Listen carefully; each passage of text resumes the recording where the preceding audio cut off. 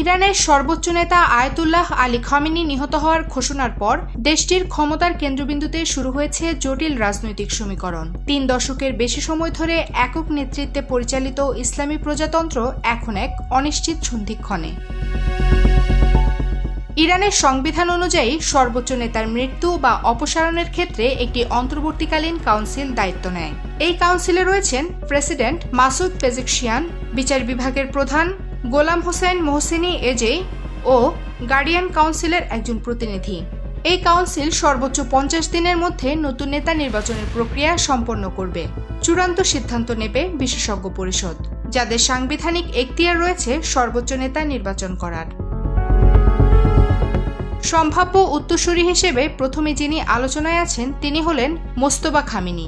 খামেনির দ্বিতীয় পুত্র হিসেবে তিনি দীর্ঘদিন ধরেই প্রভাবশালী মহলে সক্রিয়। বিশেষ করে আইআরজিসির সঙ্গে তার ঘনিষ্ঠ সম্পর্ক রয়েছে বলছেন বিশ্লেষকরা। এরপর আছেন আয়াতুল্লাহ আলী রেজা আরাফি, যিনি বিশেষজ্ঞ পরিষদের শীর্ষ নেতৃত্বে আছেন। কট্টর ও মধ্যপন্থী উভয় শিবিরের কাছে তিনি গ্রহণযোগ্যতা পাবেন বলে ধারণা করা হচ্ছে। এরপর আসে গোলাম হোসেন মোহসেনি এজেই এর নাম। তিনি বর্তমান বিচার বিভাগের প্রধান, তবে কট্টরপন্থী অবস্থানের জন্য তিনি আলোচিত। ইরানের রাজনীতিতে আইআরজিসি একটি শক্তিশালী সামরিক রাজনৈতিক শক্তি। নতুন নেতা নির্বাচনে তাদের পরোক্ষ প্রভাব গুরুত্বপূর্ণ হয়ে উঠবে।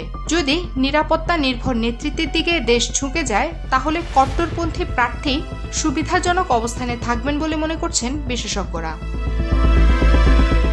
খামেনির মৃত্যুর পর ইতোমধ্যেই মধ্যপ্রাচ্যে উত্তেজনা বেড়েছে।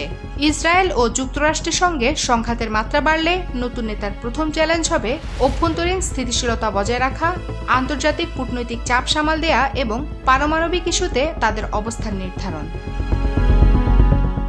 রাজনৈতিক বিশ্লেষকদের মতে সিদ্ধান্ত যত দ্রুত হবে তত দ্রুত পরিস্থিতি নিয়ন্ত্রণে আনা সম্ভব হবে। তবে ক্ষমতার এই রদবদল ইরানের নীতিতে বড় ধরনের পরিবর্তন আনবে নাকি খামেনির ধারাবাহিকতাই বজায় থাকবে, সেটি এখন বড় প্রশ্ন। Campus Times desk.